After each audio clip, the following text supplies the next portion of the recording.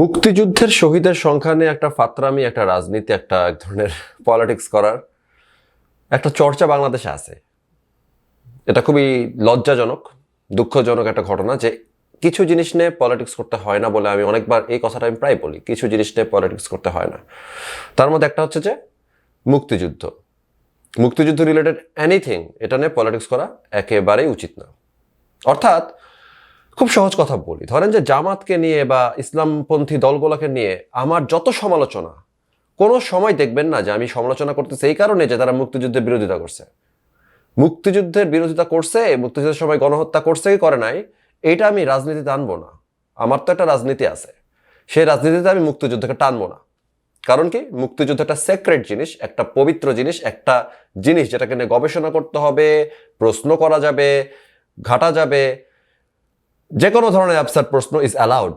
আমার কোনো প্রবলেম নেই। একজন যদি একাডেমিক একটা আগ্রহ থেকে জিজ্ঞাসা করেন যে মুক্তিযুদ্ধে কি 2000 মানুষ শহীদ হয়েছে নাকি 3 লাখ মানুষ, আমার কোনো প্রবলেম নেই। আমি তাকে বিদ্বেষ নিয়েও দেখবো না, তাকে আমি কঠোর সমালোচনা করব না, এবং তাকে আমি ওয়েলকাম করি। যদি কেউ বলেন যে মুক্তিযুদ্ধে একজন মানুষও মারা যায় নাই, কিন্তু একাডেমিক আলোচনা থেকে বলতেছেন, একাডেমিক আগ্রহ থেকে বলতেছেন, আমার কোনো প্রবলেম নেই। আসেন আমরা সেটাই বের করার চেষ্টা করি, তাই না? একটা জিনিস বের করার চেষ্টা করি যে আচ্ছা কি হয়েছে এখানে। তো আসলে আমার মতামত কি, আমার কি ভাল লাগবে শুনতে, আমাকে 30 লাখ ভাল লাগে শুনতে, না 3 লাখ ভাল লাগে, নাকি 2000 ভাল লাগে, এটা কিন্তু ইররেলেভেন্ট। কারণ আমরা চেষ্টা করবো সত্যটা বের করতে। কি হয়েছে 71-এ, কেন হয়েছে 71? আমার অনেক কথা আছে যেগুলো শুনলে আওয়ামী লীগের লোকজন রাগ করে। এবং অফকোর্স আমি সবার প্রথম স্বাধীনতা বিরোধীদের কাছ থেকে থ্রেট খাইছি, কারণ আমি মুক্তিযুদ্ধ বিষয়ক একটা বই লিখছিলাম জহির রায়হানের শহীদ হওয়ার ঘটনা নিয়ে। সেটার জন্য আমি থ্রেট খাইছি সর্বপ্রথম। কারণ কি, ওদের ভাল লাগে নাই তখন যেটা মুক্তিযুদ্ধ নিয়ে আমি বলছি। আবার অনেক কিছু আওয়ামী লীগের ভাল লাগে না যেগুলো আমি মুক্তিযুদ্ধ নিয়ে বলি। কিন্তু আমার পয়েন্ট হচ্ছে যে এখানে রাজনীতি করা যাবে না। তো জামাতও চেষ্টা করে রাজনীতি করতে, আওয়ামী লীগও চেষ্টা করে, এবং যেহেতু তারা চেষ্টা করে, বাকিরাও চেষ্টা করে এটাকে ক্যাশ আউট করতে। ইউটিউবাররা চেষ্টা করতেছে কি ভিউ বাড়াবো, এই করবো সেই করবো।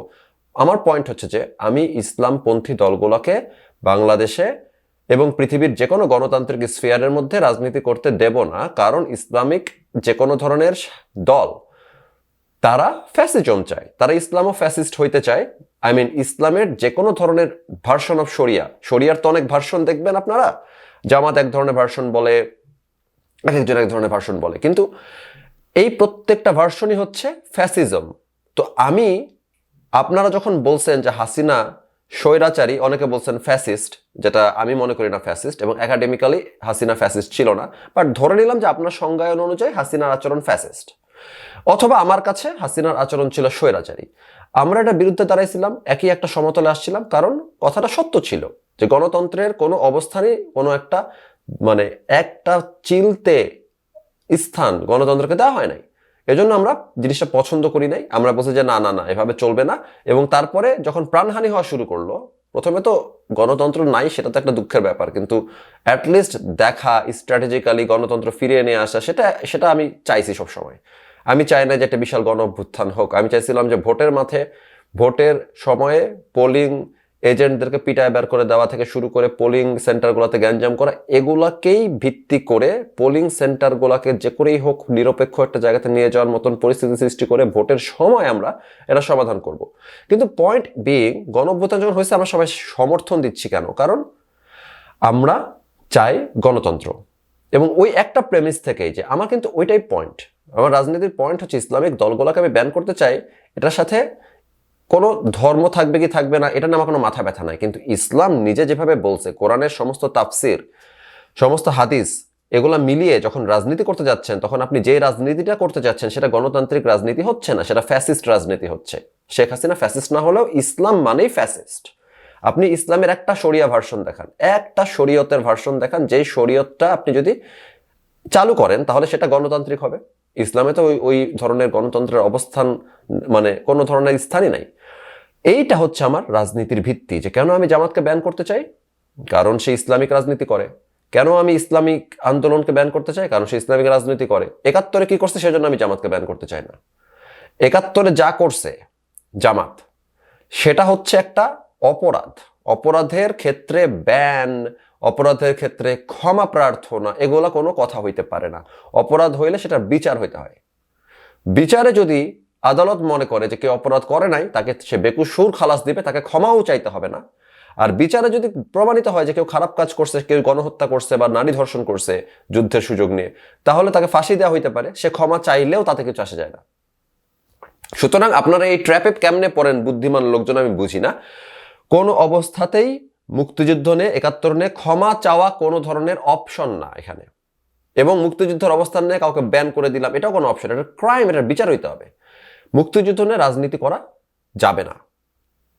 মুক্তিযুদ্ধ শুধুমাত্র একাডেমিক গবেষণার ব্যাপার হইতে পারে, মুক্তিযুদ্ধ ফ্যাক্ট চেকিং এর ব্যাপার হবে, মুক্তিযুদ্ধ ফ্যাক্ট কালেক্ট করার এবং সংগ্রহ করা, সংরক্ষণ করার ব্যাপার হবে।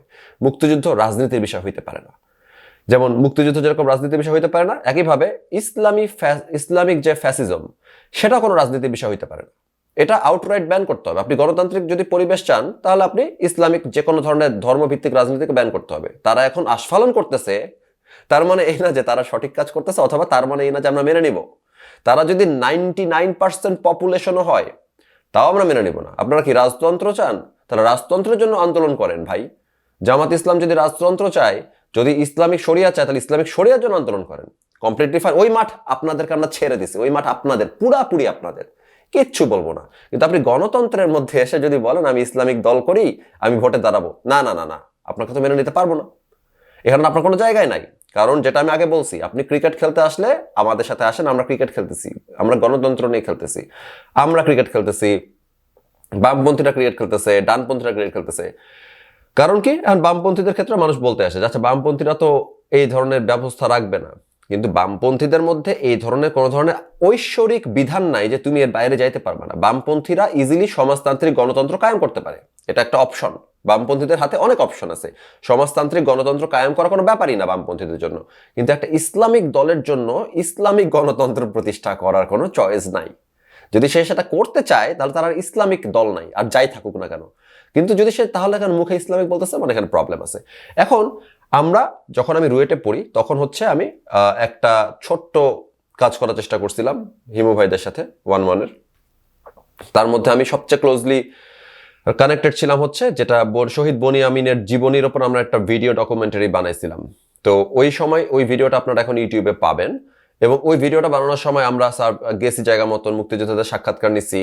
অ্যান্ড আমি আপনাকে একটা জিনিস জাস্ট দেখাই যে ওই ঘটনাটা অনেক বিশাল, তো আপনারা ইউটিউব থেকে দেখে নিন। তো উনি আমাদের 67 ব্যাচের ছাত্র ছিলেন, উনি পাকিস্তান আর্মির হাতে শহীদ হন এবং পাকিস্তান আর্মির সাথে যুদ্ধ করছিলেন। এবং এই যুদ্ধটা খুবই ফেমাস, কারণ আমার যেটা হচ্ছে গ্রামের বাড়ি যেখানে, সেটা ওইখান থেকে খুব বেশি দূরে না। এবং আমার গ্রামের বাড়িতে গিয়ে একটা ছোট্ট ব্যাটল হয় মানে কি, যে তারা আসলে যুদ্ধ যা করে ফেলছিল, পাকিস্তান আর্মি পালাচ্ছিল অস্ত্র ফেলে। কয়েকজন বিশ্ববিদ্যালয় পড়ুয়া ছাত্র নিজেদের বাসায় থাকা বন্দুক দিয়ে হামলা করছে পাকিস্তান আর্মি বাংকারে, এবং তারা ওখান থেকে পালাইতে আমাদের গ্রাম পর্যন্ত আসে। এবং তারপরে তারা হচ্ছে লুকাই ছিল এবং তাদেরকে ওখানে ধরে গুলি করে মেরে ফেলছিল। আমাদের এটা লং স্টোরি শর্ট আর কি। এটা বিস্তারিত ঘটনা আপনারা আমাদের ডকুমেন্টারিতে পাবেন, যেটা আমরা বানাইছিলাম আমি যখন রুয়েটের 3rd ইয়ারে পড়ি মেবি তখন। তো ওই ঘটনাতে আর্মির কাছে তো খবর যায় 13 এপ্রিল, বা পাকিস্তান আর্মি হচ্ছে অনেক জায়গাতে কিন্তু অনেক কনভয় পাঠায়, অনেক সৈন্য পাঠায়, যেটা শুধু রাজশাহী না, অনেক জায়গাতে হয়েছিল। রাজশাহীতে যারা আসছিল তাদের ব্যাপারে ওরা কিন্তু সমস্ত টেলিগ্রামের সেন্টারগুলো দখল করে ফেলছিল আর কি, আমাদের রুয়েটের শহীদ। তো ওনারা টেলিগ্রাম দিয়ে খুব দ্রুত কানেক্ট করতে পারতো যে আচ্ছা আর্মির কনভয় আসতেছে, আর্মির কনভয় এদিকে যাচ্ছে ওদিকে যাচ্ছে, এই খবরগুলো ওনারা পাইতেন। তো ওনারা করছিলেন কি, আর্মির কনভয়কে অ্যাম্বুশ করছিলেন। তো ওনারা তো যুদ্ধের ট্রেনিং পান নাই, ওনাদের বাসায় বন্দুক ছিল, সেটাতে যুদ্ধ করতেছিলেন। কারণ দেখেন মাত্র 25শে মার্চ হয়েছে, ইনস্ট্যান্টলি তারা বন্দুক নিয়ে নেমে গেছে যে পাকিস্তান আর্মির সাথে যুদ্ধ করতে হবে, কারণ যুদ্ধের ঘোষণা তো চলে আসছে, বঙ্গবন্ধু যুদ্ধের ডাক দিচ্ছেন। এই সময়ে তারা তো আর প্রশিক্ষিত আর্মির সাথে পারে নাই, কিন্তু তারা একজন মানে মেশিন গানার যে থাকে গাড়ির উপরে, তাকে গুলি করে ফেলে দিতে পারছিল, আর কেউ হয়তো মারা গেছে আর্মিতে। এবং তারপর তারা পুরো গ্রাম ব্রাশ ফায়ার করে জ্বালা টালা দিয়ে চলে গেছে। অ্যান্ড ওইখানে ওই যে আপনাদের পুরা পুলিশ স্টেশনের সামনে দাঁড় করা ওই 5 ভাইকে গুলি করে মেরে ফেলছে, বনিয়ামিনদের ফ্যামিলিকে আর কি, এবং আরো সাথে ছিল আর কি। এর বাইরে তখন হচ্ছে যখন ওরা বুঝতে পারছে এটা হচ্ছে, তাদের মধ্যে একজন মুক্তিযোদ্ধা ছিলেন রজব, সম্ভবত উনার নাম, উনার আমরা সাক্ষাৎকার নিচ্ছি, উনাকে পাবেন ওনার কথা। উনি হচ্ছে পদ্মার পাড়ে চলে যাচ্ছিলেন যে কোনোভাবে এই এলাকা থেকে ভাগতে হবে, কারণ এলাকাতে সবাইকে মেরে ফেলতেছে। ওইখানে ওদেরকে নদীর পাশে ধরে লাইনে দাঁড় করায় গুলি করে সবাইকে মেরে ফেলছে। মনে দেখেন, আমরা গেছি মাত্র একটা গ্রামে একজন মুক্তিযোদ্ধার সাথে কথা বলতে, জাস্ট ওয়ান। ওইখানে একটা গণহত্যা হয়েছে, যেখানে এনিওয়্যার বিটুইন 30 থেকে 200 জন মানুষকে মেরে ফেলা হয়েছে, অথবা আরো বেশি। ওইটা নিয়েও অনেকই আছে, কারণ ডকুমেন্টেশন তো নাই সাইট করার মতন। তো ধরেন যে আমরা ধরে নিলাম কি যে 200 জন মানুষকে মেরে ফেলা হয়েছে ওই গ্রামে, অথবা ধরলাম যে একদম সরাসরি যারা যুদ্ধের সাথে সম্পৃক্ত তাদের মধ্যে 30 জনকে মেরে ফেলা হয়েছে। একটা ঘটনার মধ্যে, একটা ছোট্ট জায়গার মধ্যে এরকম ভাবে একটা নদীর পারে যারা সিভিলিয়ানদেরকে মারলো, যারা যুদ্ধ করে না। এবং ওইখানে আমি যাদের সাক্ষাৎকার নিচ্ছিলাম, রজব আঙ্কেল, তো আঙ্কেলের পায়ে গুলি লাগছিল, কারণ উনি যেটা অনেকে করছে, যখন লাইন দ্বারায় যখন গুলি করে তখন অনেকে পড়ে যাওয়ার ভান করতো, উনি পড়ে যাওয়ার ভান করছে, প্রথম বুলেটটা ওনার গায়ে লাগে নাই। তখন পাকিস্তান আর্মি করছে কি, নিচে তো লাশের শাড়ি পড়ে আছে চারপাশে, কারণ এত মানুষ মারছে, যদি 3-4 জন হয়তো তারা কিন্তু বুঝে ফেলতো যে কে মরে নাই। এত মানুষকে গুলি করে মারছে ওইখানে, ওই নদীর পাড়ে দাঁড়ায়, যে কেউ জানে না যে কয়জন বেঁচে থাকতে পারে। তাই করছে কি ওরা আবার পড়ে যাওয়া বডিগুলোর ওপর আবার এলোপাতারি গুলি করছে। ওই একটা গুলি উনার পায়ে লাগছে, উনি তো পুরোপুরি দাঁতে দাঁত চেয়ে বসে আছে, কারণ যদি কোনো শব্দ বের হয়েছে তাতে এসে মেরে ফেলবে। এরপর অনেক কষ্ট ফেরত গেছে এবং উনি আমাদেরকে ওই ক্ষতটা দেখাইছেন যে হচ্ছে গুলি যে খাইছেন এখনো মানে ওই অঙ্গ জীবনে ঠিক হবে না আঙ্গুল। তো দেখেন ওই নদীর পাড়ে যে কয়েকশো মানুষকে মারা হইলো ওই দিন, ধরলাম যে 200 মানুষকে মারছে অথবা আরো বেশি মারছে, আমরা জানি না, আমরা এক্সাক্ট নাম্বার কোত্থেকে জানবো, হিসাব করতে গেছে কেউ ওখানে পরে। তো ওইখানে ধরলাম যে কয়েকশো মানুষকে যে মারছে একটা ঘটনা থেকে রিপোর্ট হয়েছে, হয় নাই, কেউ কাউকে বলছে, বলে নাই। তো এগুলো তো আর ফাইজলামি না, আমরা তো জীবিত মুক্তিযোদ্ধাদের সাথে কথা বলে দেখছি, আরিফ ভাই অনেকের সাথে কথা বলছে। তো চিন্তা করে দেখেন এরকম ছোট ছোট অসংখ্য ঘটনা আছে অসংখ্য দিনে, এবং এটা খুবই ইজিলি আমরা মানে অ্যাজাম্পশন করতে পারি যে কয়েক লাখ তো হয়েছে মৃতের সংখ্যা। আসল প্রশ্ন হচ্ছে যে কয় লাখ হয়েছে, এটা কি 2 লাখ কয়েক হাজার, 3 লাখ কয়েক হাজার, 4 লাখ কয়েক হাজার, 5 লাখ কয়েক হাজার, 7 লাখ কয়েক হাজার, নাকি 30 লাখ, নাকি 35 লাখ, নাকি 37 লাখ? 37 লাখেরও কিন্তু রিপোর্ট আছে।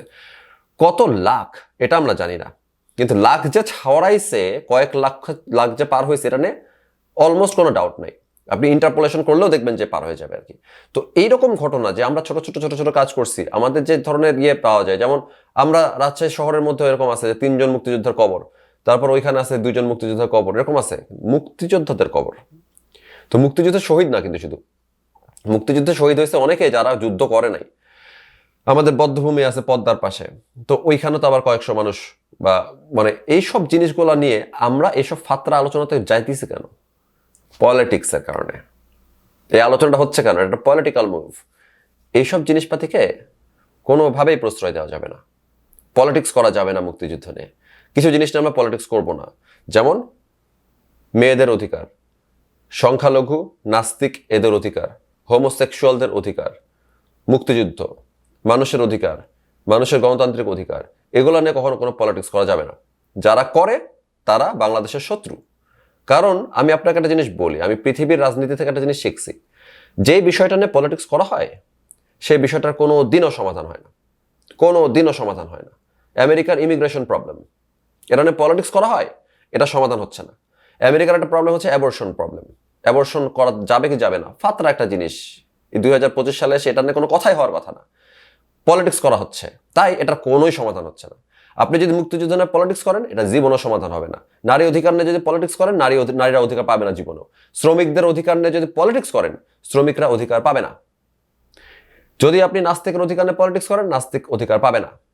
হিন্দুদের অধিকার নিয়ে পলিটিক্স করলে হিন্দুরা অধিকার পাবে না। কিছু জিনিস আছে যেগুলো দিয়ে কোনো পলিটিক্স করতে হয় না। এগুলো দিয়ে কি করতে হয় জানেন? এগুলো হচ্ছে গণ অভ্যুত্থানের ব্যাপার, এগুলো বিপ্লবের ব্যাপার।